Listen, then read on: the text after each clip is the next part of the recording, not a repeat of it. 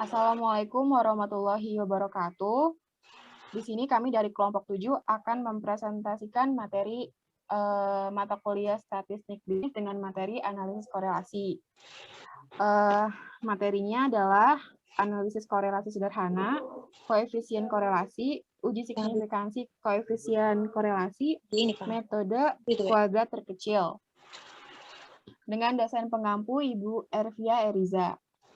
Di sini kami dari kelompok 7 terdiri atas Kamurniati Laya dari Prodi Manajemen, Andita Kurnia dari Prodi Manajemen, Anastasia Biesta dari Prodi Manajemen, Eliza Febrianti dari Prodi Manajemen, Anggita Indah Safitri dari Prodi Akuntansi, Bazatullah Laya dari Prodi Akuntansi. Selanjutnya, slide kedua akan dijelaskan oleh Kak Murniati. Kak Murniati, dipersilakan waktunya. Makasih, Kak. Baik, yang pertama analisis korelasi. Analisis korelasi sederhana atau bivariate correlation digunakan untuk mengetahui keeratan hubungan antara dua variabel dan untuk mengetahui arah hubungan yang terjadi. Koefisien korelasi sederhana menunjukkan seberapa besar hubungan yang terjadi antara dua variabel.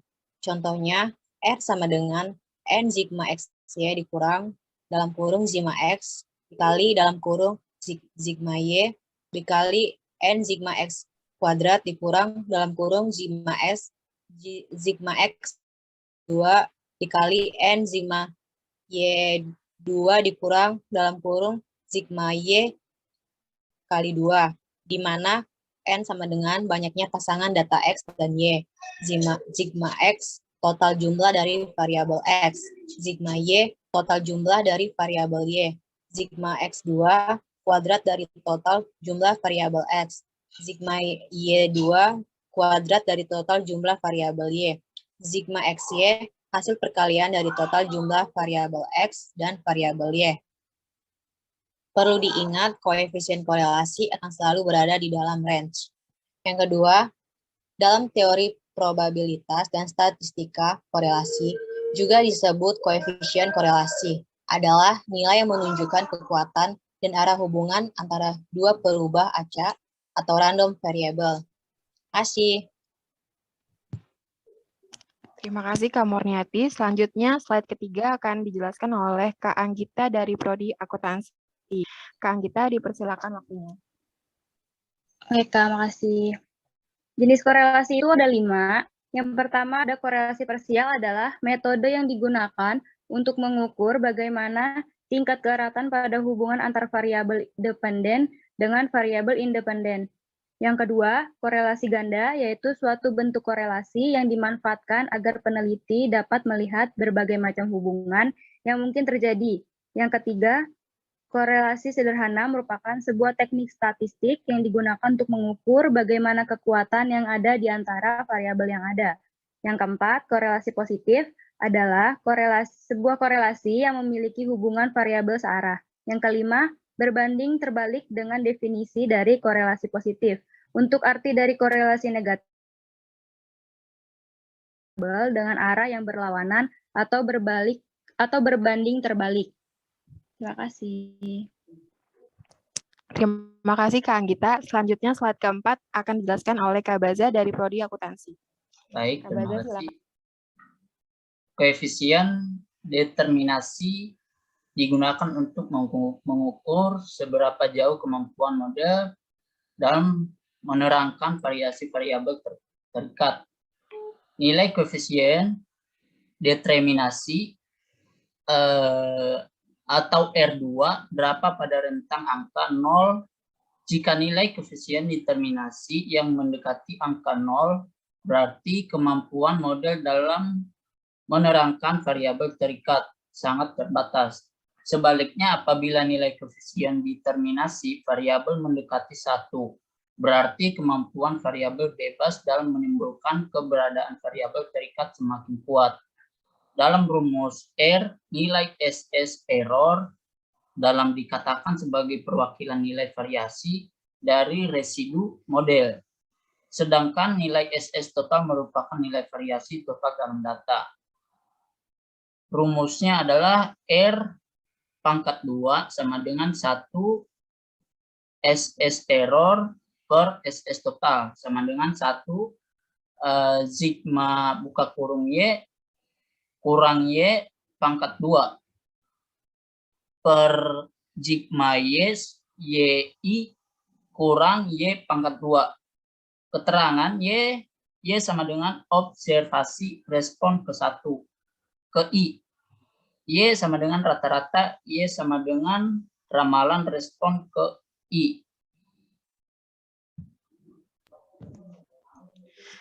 Terima kasih Kak Baza atas penjelasannya. Selanjutnya slide kelima akan dijelaskan oleh Kak Andita dari Prodi Manajemen. Kak Andita, dipersilakan waktunya. Baik, makasih Kak.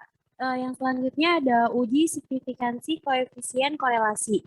Uji ini dimaksud untuk menguji apakah besarnya atau kuatnya hubungan antar variabel yang diuji sama dengan 0. Apabila hubungannya sama dengan 0, hal tersebut menunjukkan bahwa hubungan antar variabel sangat lemah dan tidak berarti. Pertimbangan lain ialah menyangkut jumlah data atau sampel yang akan digunakan dalam riset. Semakin kecil angka signifikansi, maka ukuran sampel akan semakin besar. Sebaliknya, semakin besar angka signifikansi, maka ukuran sampel akan semakin kecil. Untuk memperoleh angka signifikansi yang baik, biasanya diperlukan ukuran sampel yang besar. Sebaliknya, jika ukuran sampel semakin kecil, maka kemungkinan munculnya kesalahan semakin ada. Untuk pengujian dalam SPSS digunakan kriteria sebagai berikut. Yang pertama, jika angka signifikansi hasil riset kurang dari 0,05, maka hubungan kedua variabel signifikan. Yang kedua, jika angka signifikansi hasil riset lebih dari 0,05, maka hubungan kedua variabel tidak signifikan. Sebagai berikut rumusnya uji signifikansi dari korelasi yaitu T sama dengan R pangkat N-2 per 1 min R kuadrat. Jika T hitung lebih dari T table, hipotesis alternatif diterima. Jika T hitung kurang dari T table, hipotesis alternatif ditolak. Baik, terima kasih Kak Andita atas penjelasannya. Selanjutnya slide 6 akan dijelaskan oleh Kak Eliza dari Prodi Manajemen. Kak Eliza, dipersilakan waktunya. Baik, Kak. 5. Metode kuadrat kecil merupakan suatu metode yang digunakan untuk menentukan hubungan linear dari suatu data agar dapat diprediksi nilai-nilai yang mana nilai tersebut tidak terdapat pada data-data yang kita miliki. Terkadang proses yang melibatkan metode kuadrat kecil untuk menentukan hubungan dua variabel. Tahun 1980, X1 kosong, jumlah mahasiswa 590, XI titik KI kosong, XI 2 kosong, 191, XI 1, jumlah mahasiswa 600, XI titik KI 600, XI 2 1, 1982, XI 2, jumlah mahasiswa 685, XI titik KI 1370, XI 2 4. Tahun 1983, XI 3, jumlah mahasiswa 720, XI titik KI 2160, XI 2 9. 1984, XI 4, jumlah mahasiswa 631, XI titik YI 2542, YI 2 16. 1985, XI 5, jumlah mahasiswa 660, XI titik YI 3345, XI 2 25. 1986, XI 6, jumlah mahasiswa 503, XI titik KI 3018, XI 236.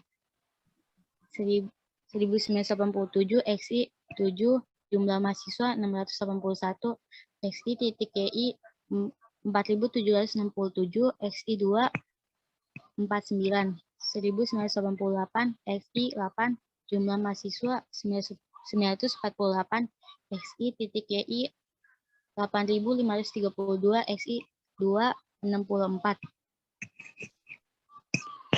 Sudah, Kak.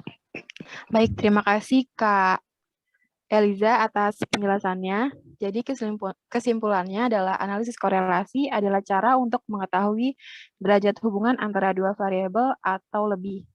Sekian dari kelompok 7, kurang lebihnya mohon maaf. Wassalamualaikum warahmatullahi wabarakatuh.